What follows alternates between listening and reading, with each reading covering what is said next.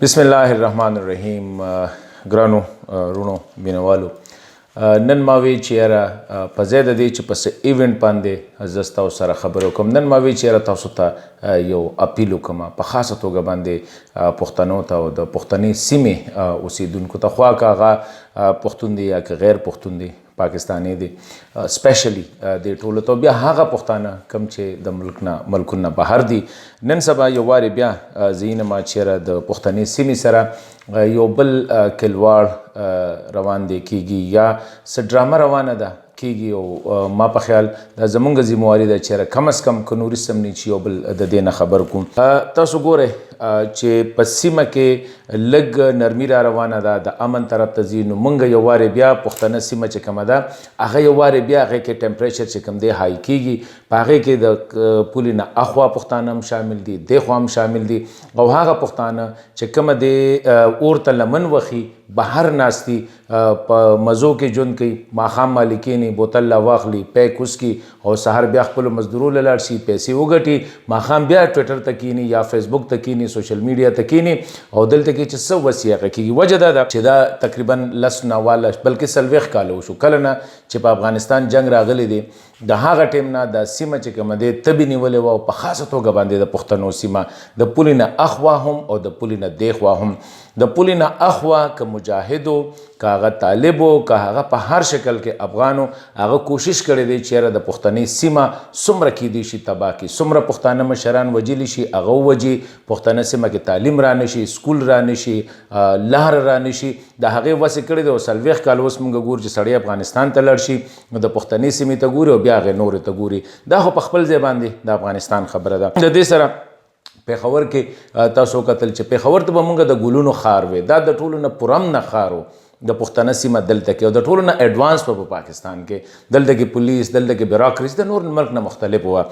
هغه مهاجرین چې راله هغه پیښور چې ښایسته ښار و، هغه نن چې کوم دی په دنیا کې په ګنده ښارونو کې، په پلوټډ ښارونو کې ون اف د 10 سټیز کې راځي. دا خو زمونږ اچیومنټ و. دې سره دا خبره چلیدله موږ وی چې افغانستان کې به امن راشي، هغه امن خو وخت سره سره هغه لرې کېده، خو بیا دلته کې چې کوم دی یو وارې بیا د مذهب په نوم باندې هم په دې خوره باندې د چترال نه راواخله تر د ټانکه پورې، بلکې ساوت وزیرستانه پورې چې کوم دی یو بل گیم وشو، پښتانه را پاسېدله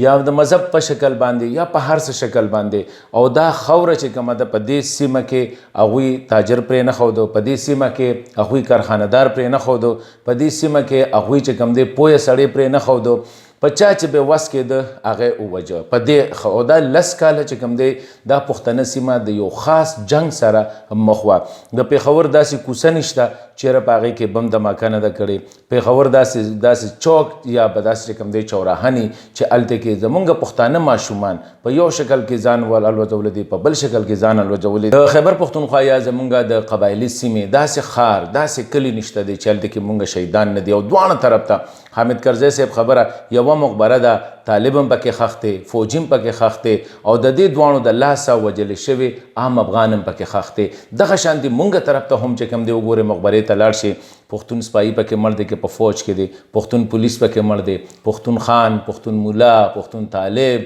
پښتون ماشوم، پښتون زنانه هغه پکې وجلې شوي دي. او دا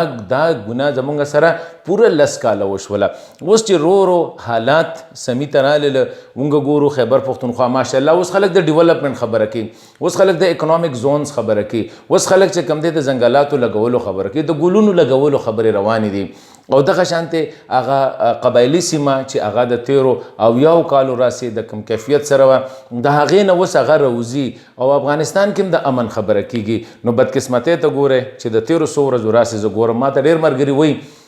چې په پی ټي ایم باندې ووایه، په پی ټي ایم باندې ووایه. زه بالکل تر اوسه پورې د پی ټي ایم سره ولاړ یم، اوسه پورې سره د هغوی چې کوم بنیادي خبرې دي چېرې په قبایلي سیمو کې آئیني حقوق پکار دي، انساني حقوق پکار دي، هلته کې ترقي پکار ده، دې ټولو کې موږ ولاړ یو، د دې دپاره به زموږ جنګ روان وي. خو اوس چې دا کم حالات کم طرف ته روان دي نو ما سره یره ده او ډیره زیاته یره ده را سره چې خدای دې نه کړي دا خبره چې کومه ده دا داسې طرف ته روانه ده چې یو وارې بیا د پښتنه سیمه چې کوم دی هغه د جنگ ښکار کیږي د یو بل سره د جګړو. پرون خو د اسلام داویدار د مذهب دعویدار لګیاو په حجره باندې جګړې کولې په مارکیټ یې راله خرابو حجرې خرابوله اوس چې ګورو اوس ما ته ښکاري چې بیا اوس ریپیټیشن کیږي اوس په د پښتو دعویدار په یو حق په یو په بل دغه باندې هغه به را روان دی که جومات بچ دی هغه به ولي که مدرسه بچ دی هغه ولي که یو دکان بچ دی لکه څنګه چې په افغانستان کې مجاهدین او د افغان ګورنمنټ چې جګړه وه نو په هغې کې چې کله سویټ یونینونو ډېر څیزونه بچ وو لارې بچ وې جوماتونه بچ وو حجرې بچ وې کابل بچ وو مزار شریف بچ وو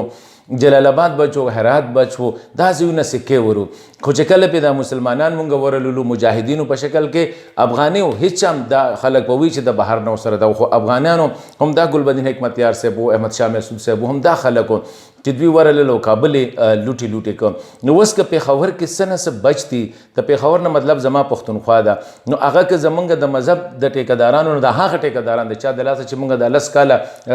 په تبه کې ژوند تېر کړ اوس چې څه بچ دي نو زه ګورم چې هغه اوس یو بله طبقه را روانه ده او هغه د پی ټي ایم خلک نه دی خو په څه شکل کې هم استعمالېدو کوشش کیږي دا ټمپریچر چې کوم دی دا د استعمالولو کوشش کیږي نو اوس چې په پاکستان کې په نورو سیمو کې به ترقي را روانې هلته کې به خلک کارخانې لګي هلته کې به خلک دکانونه جوړي هلته کې به خلک مارکیټونه جوړي د بهر نه خلک را روان دي انویسټرز را روان دي ټورسټ را روان دي نو په داسې حال کې مونږ دنیا ته کم میسج ورکو چېرې پښتنه سیمه چې کومه ده هغه یو وارې بیا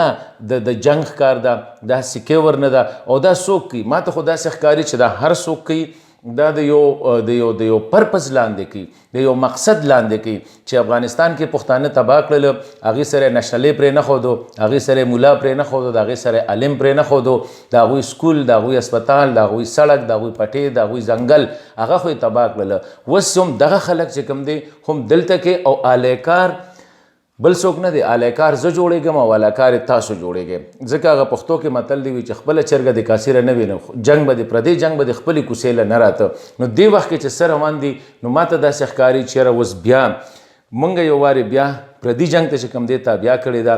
پردوله چې کوم دی اوس مونږ وارې بیا سپیس ورکو پرون مونږ د مولا په نوم باندې وجل کېدلو پرون مونږ د مذهب په نوم باندې نن به چې کوم دی زمونږ دا تباهي روانې او دا به د پښتو په نوم باندې دا به د خان په نوم باندې دا به د دیکان په نوم باندې دا به په یو په بل نوم باندې نو ما وی چېرې نن زه تاسو ته دا ووایم چې دا کوم حالات روان دي نو ما په خیال په دې کې مونږ ټولو له سوچ پکار دی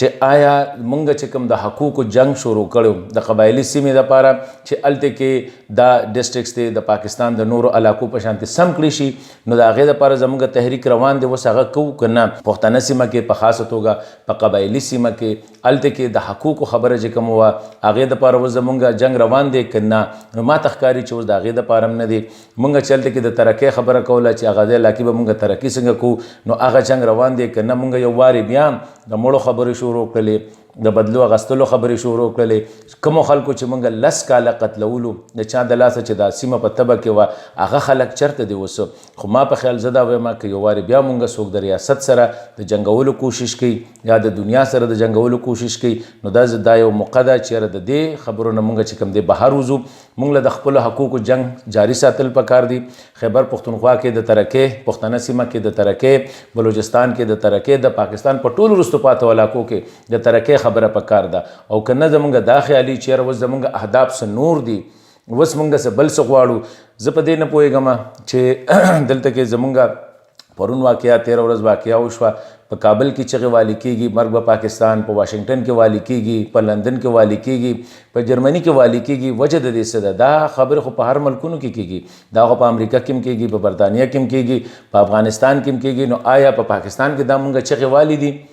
یا د دنیا نو خبره دا ده چې د ټولې جهان غم چې کوم دی هغه به زه دا ووایم چې ما نن دا اپیل کول غوښتل چې هغه مونږ له نه دی پکار چې هغه مونږ یو وارې بیا پښتانه چې کوم دی هغې ته غاړه ورکو یا هغې ته ملا ورکو نو زه درته دا وایم چې مونږ له پکار دی په خاصه توګه ایجوکیټډ طبقې ته چې یاره یو وارې بیا مونږ څوک کوشش کوي چې د ریاست سره وجنګي یا که د ریاست سره نه جنګي خو چې دا خاوره چې کومه ده دا ترقي ونه کړي دلته کې سیلګران را نشي دلته کې دکاندار را نشي دلته کې تجارت والا رانی شي، دلته کې انډسټریالیست رانی شي، دلته کې د نړۍ نور خلک رانی شي چې هغوی د دلته کې ترقي وکړي. نو د دې دپاره ما دا وی چې زه نن تاسو ته دا خصوصي اپیل کوم په دغه خلکو پسې مه ځئ. زمونږ تحریک په جاري وي د انساني حقوقو دپاره، د عیني حقوقو دپاره، په سیمه کې د ترقۍ دپاره، په دې علاقه کې سیلګران راوستلو دپاره، دا دنیا ته چې کوم دی یو ښه شکل ورکول دپاره نور که مونږ د استعمالولو کوشش کوي نو زه به دا ووایم چې مونږ له نه دي پکار، مونږ خو ړانده نه یو. که خلک مو ړانده ګڼي